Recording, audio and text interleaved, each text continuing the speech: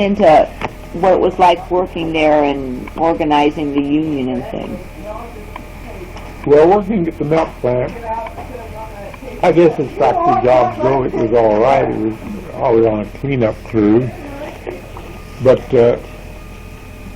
the hours we had to put in, on night cleanup, we'd have to come in at, say, 4 o'clock and work for a couple hours. And then the next working crew, operated crew, would finish up their work. So we'd have maybe a 2 or 3 hour break and then have to come back and work a couple more hours. We get our 7 hours, and it would take us maybe 12, 13 hours to get our 7 hours in.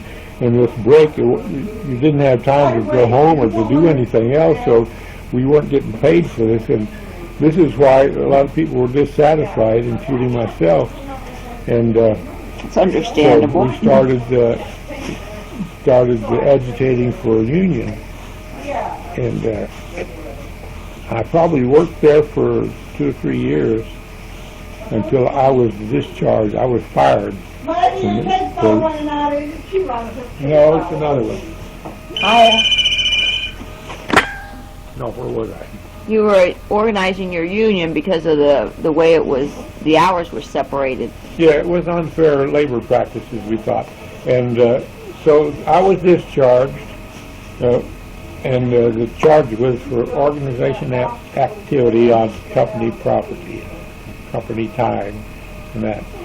Well, they couldn't prove that I had done it on company time because we did have breaks, and in between I had plenty of time to talk to people, and there were several other people that were interested in it along with me. And so I was out of work for 2 weeks, and the War Labor Board sent a man down to talk to me. This is NRLB now. It's National Labor Relations Board now, but at that time it was called the War Labor Board because we were at that time in World War II. And this man asked me what the situation, and we explained why we were dissatisfied and why we tried to form a union, and the union did get started. Well, the War Labor Board got with the Nestle Belt Company, and they had to hire me back and give me 2 weeks back pay because it was unfair labor practices. Were you married at the time? I was married at the time.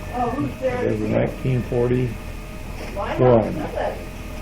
And, well, I never went back because your Uncle Bernard and I, we were going in our spare time. We'd been going over to Delaware and taking training and riveting and welding and things like that, so we could get a job in the defense plant. So that's what I did. I got my back pay, and I went to work at the Curtiss-Wright airplane plant in Columbus for that time. Well, did you guys move to Columbus then? No, we drove back and forth. In fact, I drove the shared rides, I carried about 3 or 4 different people with me going back and forth to work at Curtiss-Wright, which later became Rockwell International. Well, And, I worked there